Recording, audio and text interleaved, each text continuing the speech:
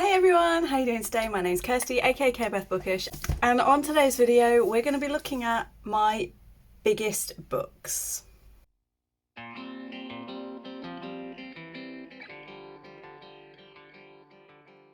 I've seen a couple of people do this video and I was like, I don't have that many sort of 500 plus page books, so yeah, this is going to be a really quick and easy video. I'll just run upstairs, go and grab my 500 plus page books, and I'll probably have like 5 or 6 to talk about. I was wrong.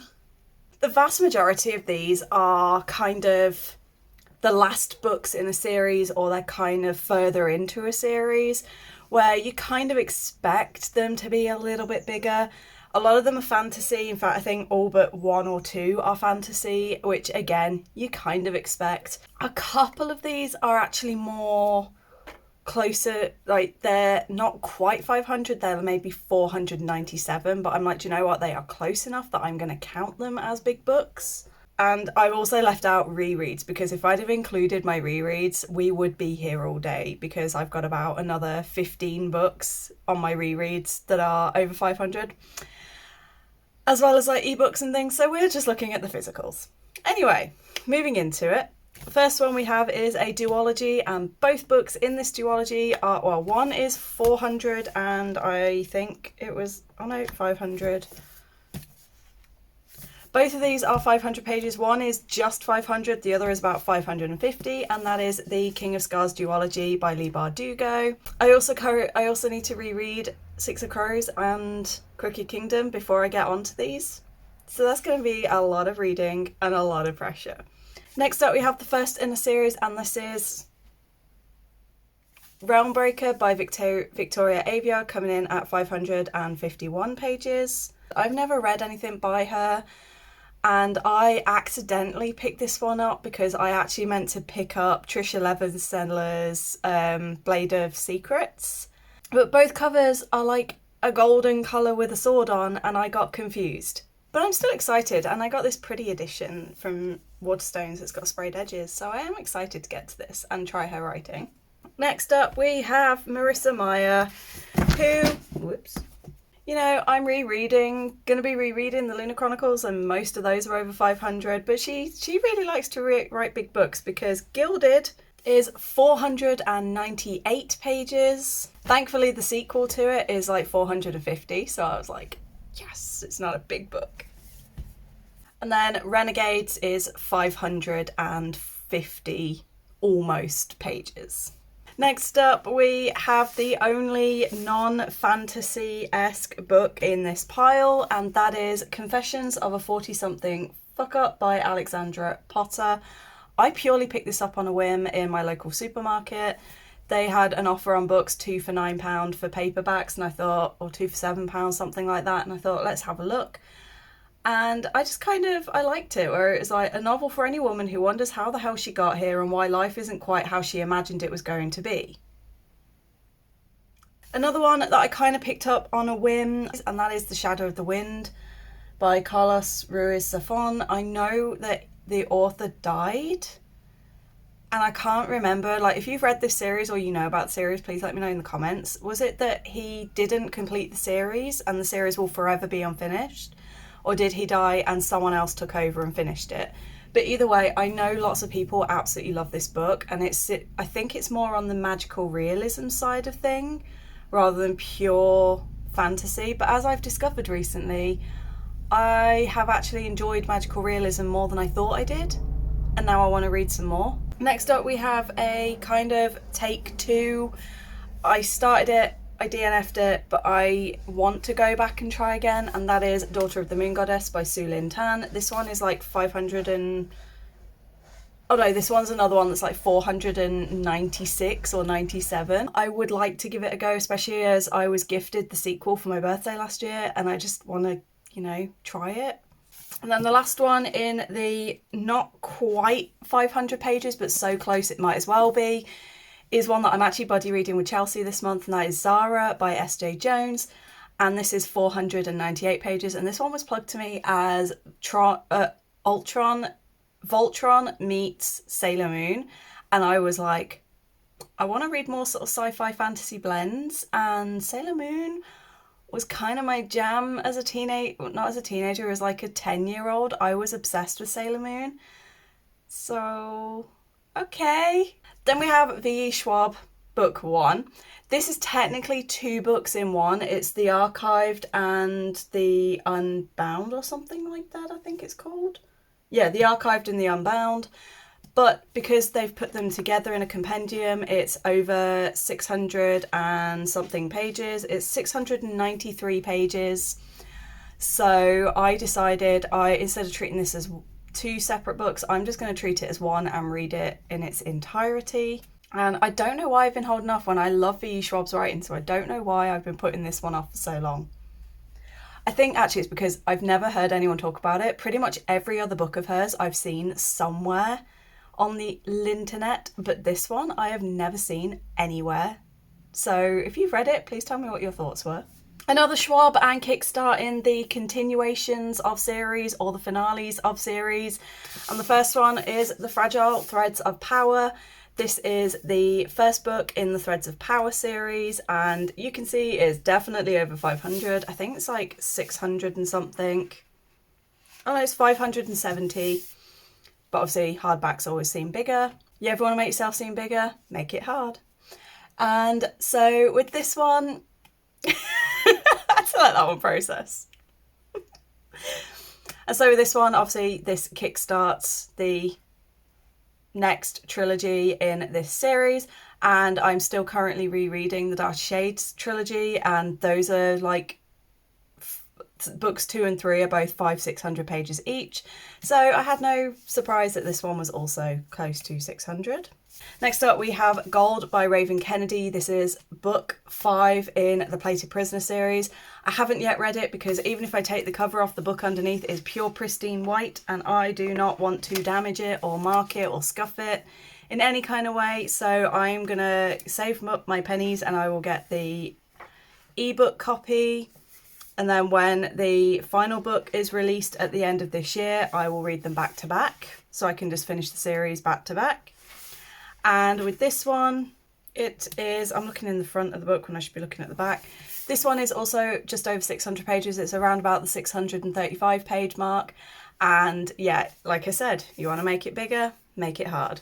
Technically, I am currently reading this one, so it is in progress, but this is Wolfsong by TJ Klune, and this one is, again, about 570, 580. I'm currently at page 179, and it's only just got to the point where they're a little bit older now, and so the age gap isn't freaking me out as badly, because I was really uncomfortable with the fact that a 10-year-old had kind of chosen a 17-year-old and was like, he's going to be mine. It's like, no, just no. And I appreciate that they waited until he was 17 before anything kind of drifted in towards the romantic, but it still sat very, very uncomfortably with me. But now that they're like 18 and 24, 25, something like that, I'm like, right, they're both technically now adults, even though I still find it weird that someone can sort of watch a child grow up and then go, they're now sexy to me. That still kind of creeps me out. But the rest of the pack and the rest of the story is really intriguing me enough to keep going. It's kind of like with the Captive Prince series, where even though that one thing really didn't sit right with me, the rest of the story was so good. It kind of helped me be okay with that other thing, or slightly less not okay with it. And that's what I'm finding with this. The rest of the story is so good that I'm not really bothered. But I do, I give this close to a 5 stars, I have decided that I will not continue the series and that I'm going to be done with TJ Klune. So, you know, this is just one that I'm working my way through. And then the last 2 are both final books in a series that I have been too chicken shit to get to because I'm scared of the emotional damage. The first of these is Queen of Vaults by Amanda Foody, the final book in the Shadow Game series. I have decided though that I need to reread book 1 and 2 because it's been about 2.5, if not 3 years since I read book 2. Because I read it the year before this one came out. And this came out in 2020. So I must have read it the year after. So I read it in about 2021. So it's been 3 years since I read the second book. I need to get this series finished. So I have decided for my 5-year anniversary project that's going to be announced or has announced. If it has announced, I'll post it. If it hasn't, it's coming soon. And so for my 5th year anniversary, I'm rereading a whole bunch of books, and I've decided to reread the first book in this series. So I'm going to read book 1 and 2, and then by the end of this year, this one will get finished. And this one is 590 pages. But I'm scared of the emotional damage, but not so much as the one that I've been putting off for an entire year, because I just can't make myself do it. And I'm going to cry, and it's going to destroy me, and I know I'm not going to cope. And that is Tyrant's Throne Book 4, and the final book in the Greatcoat series. And I have even more motivation now to get to this, because I now have the sequel. Like, I can't remember if it's technically a prequel or if, no, there's a couple that have come out. There's Crucible of Chaos that came out this year, and there's Something of Darkness. And it's like, one is a prequel series, like prequel book to this series. One is a sequel following the grandson of 2 other Greatcoats that aren't in here or are very minimal in here. So I'm like, I have more books in this series and in this universe that I need to read, but I need to finish the goddamn quadrilogy first. But I'm scared, guys. I'm scared. Like, this book is gonna kill me, and I don't want to die. Anyway, that is it for the books that I currently have on my TBR in physical form that are over 500 pages. Hi, Editing Kirsty, who has 2 more books that have arrived since I talked about this and filmed this. So the first one is Promise of Blood by Brian McClellan. This is one of Jonah's favourites. I don't really know much about it, to be honest. The back only gives you a tiny little, like, of the back, only this little bit here is the kind of blurb, which, pet hate books that don't include proper blurbs. But I know it involves warfare and a guy that's taken over, like, overthrowing the king, and it's got some of my sort of key things in there, and I know Jonah said it's got a really good cast of characters and things like that, so I've got a feeling I'm going to enjoy this. And this one comes in at just under 550, and then one that comes in at over 600, so it's 620, is Gods of the Weirdwood or Wordwood. I'm not sure which one that is going to be, by R.J. Barker. And this one is a world full of gods and monsters, and you've got a guy who once was a warrior, but he's now a forester. And then there's someone who serves the goddess of the lost and ventures into the Weirdwood to find a missing child. Kahan will be her guide. And it's kind of like he gets forced to return to his role as a warrior, even though he's supposed to just be helping her navigate her way through the forest. But it looks cool, it sounds good, and it was on offer, so I bought it. So yeah, 2 books that arrived on the same day in the same package that are both over 500 pages. The joys of being someone who is evolving into an adult fantasy reader and no longer reads as much YA.